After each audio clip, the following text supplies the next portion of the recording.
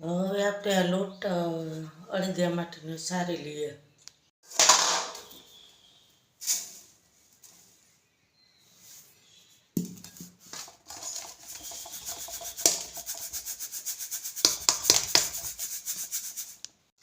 હવે આપણે લોટ સરાઈ ગયો હોય થોડુંક દૂધ નાખે અને ત્રાપો દઈ દઈએ.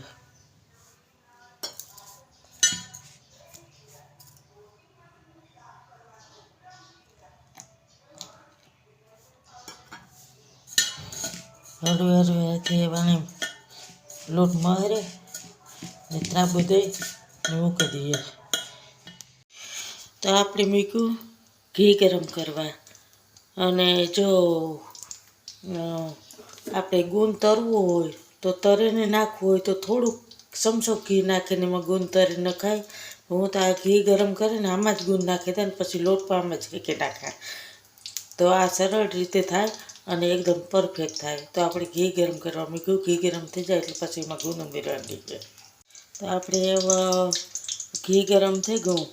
અડધો કિલો લોટ છે તો અડધો કિલો ઘી ગરમ કરવા મૂક્યું. તો એમાં 100 ગ્રામ એટલો ગુંદ લીધો. તો ગુંદ આપણે એમાં ઘીમાં નાખી દઈએ.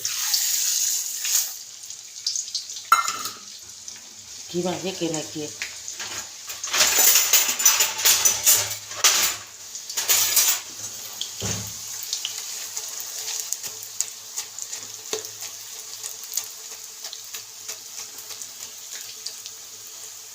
પહેલાં સારી રીતના થાય પછી ધીમો ધીમો છૂટો પડતો જાય. શેકાતો જાય એમ છૂટો પડતો જાય.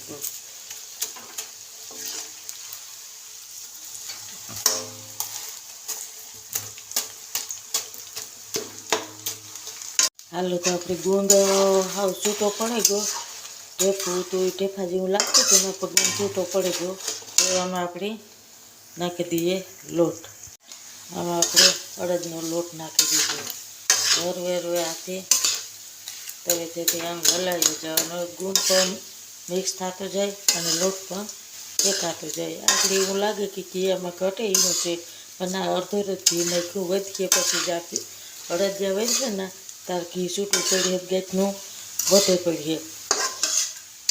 હરવે હરવે હરવે ફોટો ફરતા હોય તેથી હલાવી જવાનું.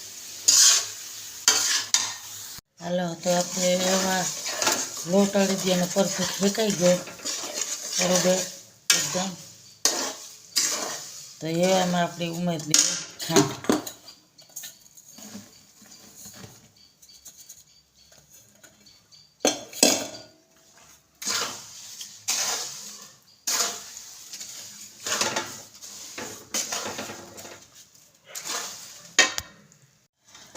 હવે આપણી 2 તારની સાંગળી આવી ગઈ. એ આપણે ગેસ બંધ કરી દઈએ. 1 તાર પછી આ ગરમ હોય એમાં આવી જાય. 3 તારની સાંગળી જોઈએ તો આપણે અળદિયા 2 તારની સાંગળી આવી ગઈ. તો એવું ગેસ બંધ કરી દઈએ. હેઠે ઉતારી લઈએ. એવું આપણે આમાં નાખી દઈએ કાજુ બદામનો ભૂકો.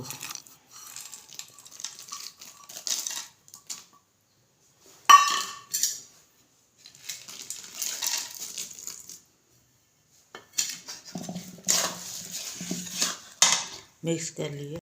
એમાં થોડીક ઊંટનો પાવડર નાખી દઈએ. ફરીથી પાછો મિક્સ કરી લઈએ. તો એકદમ મિક્સ થઈ ગયો. તો એ વાત થાળીમાં ઠારી દઈએ. કારણ કે આણે અળદિયા વરાય પણ અમારા છોકરાઓની છે ઢેફલી વધારે ભાવે એટલે હું ઢેફલી બનાવવા. તો આપણે આ થાળીમાં ઢેફલી બનાવવા માટે આમાં ઠારી નાખીએ. આપણે જા થાળીમાં ઠારી દીધું અને ઘી પર ઉપર આવી ગયું. જરાક ઠરીને કઠો થાય તો આપણે કાપા મારીને ઢેફલી બનાવીએ.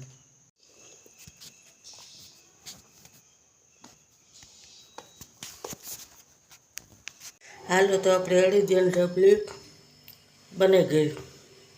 કેવી લાગી અમારી રેસીપી? જો સારી લાગી હોય તો લાઈક શેર અને સબસ્ક્રાઈબ કરતા રહેજો અને વિડીયોને જોતા રહેજો. સબસ્ક્રાઈબ કરી દેજો તો તમને અમારા આવા વિડીયો રસોઈના જોવા મળતા રહે. સીતારામ, જય વસરાજ.